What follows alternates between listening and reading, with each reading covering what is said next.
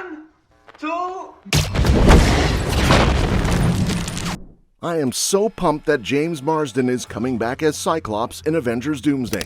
After Deadpool and Wolverine showed how awesome the classic X-Men suits are, we're finally going to see Cyclops rocking a comic-accurate look instead of that black leather.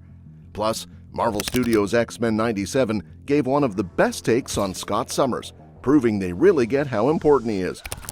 I think Marsden's Cyclops is finally going to get the chance to shine as the X-Men's leader on the big screen. But even if he doesn't, the MCU will have another shot since they're rebooting Cyclops and the other X-Men characters. Honestly, I really think they should make a standalone movie for him to redeem what Fox did to him.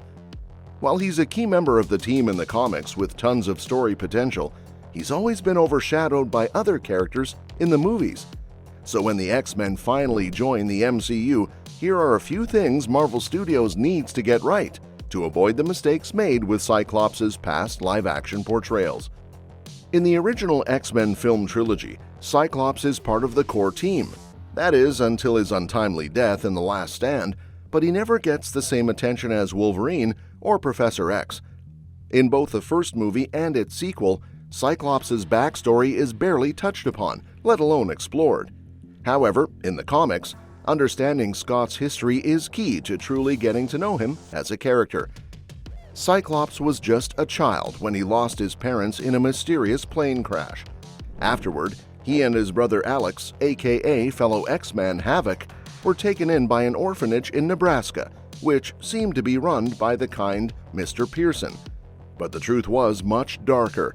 Pearson was actually the mad scientist Mr. Sinister, who used the orphanage as a front for his brutal experiments on mutant children like Scott.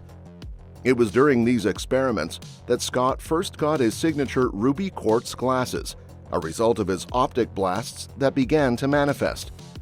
Unfortunately, the trauma of Sinister's experiments and Scott's repressed memories would haunt him for years. After discovering his powers, Scott became terrified of accidentally hurting someone, and this fear shaped his personality as he grew up. He became withdrawn and emotionally repressed, keeping people at arm's length. Knowing that even a single mistake could lead to harm or death, Scott became overly cautious and paranoid. These traits stuck with him even after he was found and brought into Professor Charles Xavier's care. By the time Scott joined the X-Men as a teenager, he had little left to live for. With his parents gone and his brother Alex separated from him by Mr. Sinister, Xavier's dream of peace for all mutants became his only purpose. So, Cyclops threw himself fully into being the best leader he could be.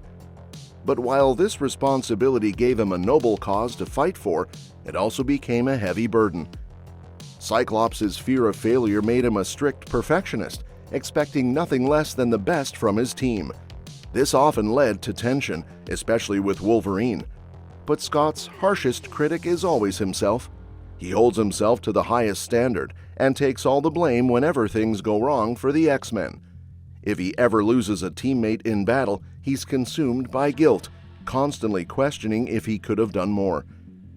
On the flip side, Scott's paranoia makes him an incredibly sharp strategist, always ready with a plan for every possible scenario. However, his intense dedication to the X-Men means he has little life outside the team. His emotionally distant nature makes it tough for him to build close relationships, even though he cares deeply about his teammates. Of course, there's one notable exception to Scott's emotional walls. While Cyclops tends to push people away, it's easy for a telepath to break through those barriers and reach the real Scott underneath. That's why it's no surprise that Scott's two closest bonds in the early days of the X-Men were with his surrogate father, Professor X, and the love of his life, Jean Grey.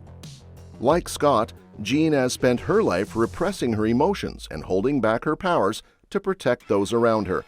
She understands him and his trauma better than anyone else and sees the selfless and courageous person he is beneath his cold exterior. In turn, Scott is drawn to Jean's warmth and compassion. For the first time, he has someone who truly understands how he feels. Because of that, Jean is the one person he's willing to be completely open and vulnerable with. The romance between Scott and Jean isn't just a side story, it's central to both characters. Any adaptation that downplays their relationship risks diminishing the tragedy of the Dark Phoenix saga, where Scott's love for Jean and belief in her goodness ultimately save her from being consumed by the darker parts of herself. In the early days of the X-Men, Scott was seen as Professor X's natural successor, a loyal follower of his mentor's ideals. Despite Magneto's attempts to sway him, Cyclops remained committed to Xavier's dream. But over time, the comics have made this conflict less black and white. Magneto has shifted from a ruthless would-be conqueror to an ally seeking redemption, while Xavier has been shown in a less saintly light, with more focus on his morally questionable methods. As a result, Cyclops has started to see Xavier's flaws, and instead of continuing to support a cause he now sees as flawed, he's chosen to forge his own path. In the past decade, Cyclops has been portrayed as a more radical figure, blending Xavier's idealism with Magneto's anti-establishment views while leaving behind the faults of both leaders. For a while, he became a notorious revolutionary leader, labeled an outlaw as he fought to rescue innocent mutants from government oppression. Scott is willing to oppose Xavier's wishes, anger his fellow heroes, or even become an enemy of the state if it means protecting those in need. In the end, that's what really matters about Cyclops. He may be flawed, messy, and complicated, but at his core, he's a true hero. He's brave, compassionate, and determined to save everyone he can, even if it means pushing himself to the limit. Although he struggles to connect with his teammates, he still loves them like family. And even though he's often burdened with guilt and a somber outlook, he holds on to hope for a brighter future and dedicates his life to fighting for it.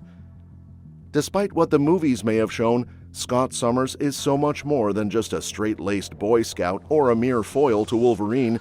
He's tragic, complex, a lover and a fighter, a revolutionary and a superhero. When Cyclops finally returns to the big screen, hopefully he'll be able to live up to his full potential. An actor who could really bring Cyclops to life and let the character live up to his full potential is Henry Cavill. Now that the DCEU is over and Cavill has been recast as Superman with David Corenswet taking on Clark Kent in James Gunn's Superman reboot, Cavill is free to join the MCU. While there are plenty of roles that would be great for him, Cavill as Cyclops could be something truly special.